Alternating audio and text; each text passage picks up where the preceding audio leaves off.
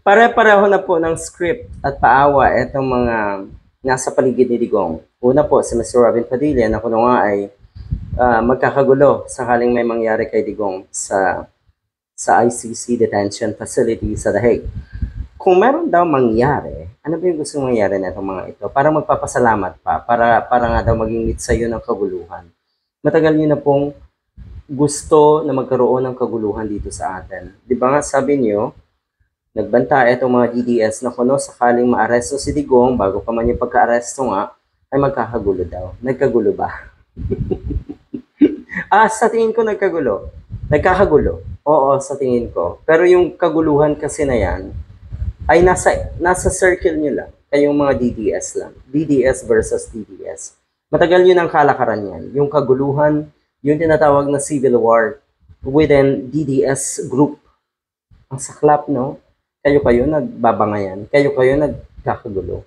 At huwag niyo idadamay ang sambayanan, ang mas nakararaming kababayan natin, sa mga paek-ek niyo. Ito namang si Harry Roque, magdasal na daw si PBBM. Dumating na sila sa sukdulan na as if talaga papatulan kayo ng nasa Malacanang sa ginagawa niyong ganito, sa paraan na ganito rin. Hindi. Natural may ginagawa ang Malacanang as kapangyarihan.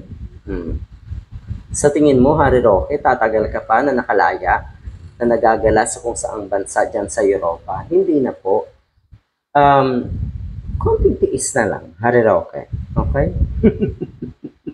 May you spend the rest of your life in jail. Diba yung sabi mo kay Senator Leila de Lima? O ayan, ako na nga ay magkakagulo rin. Kaya magdasal na daw si PBBM.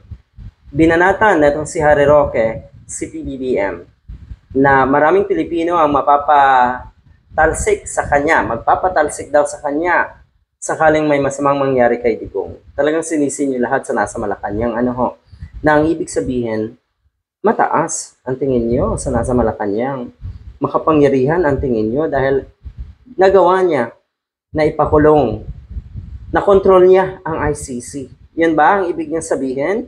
Pero sa puntong ito, parang sinabi niyo na rin, katulad ng naging karanasan na itong si Harry Roque bilang isa rin sa mga hurado dyan sa ICC, parang sinabi mo na rin na walang kwenta ang ICC at nahahawakan pala sa liig, nakokontrol pala ng mga presidente na katulad ni PBBM. Ayon kay Roque, dapat daw managot si Marcos Jr.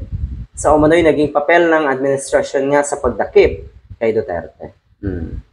Bago siya managot, Mr. Harry Roque, mukhang kayo muna ang dapat managot sa taong bayan.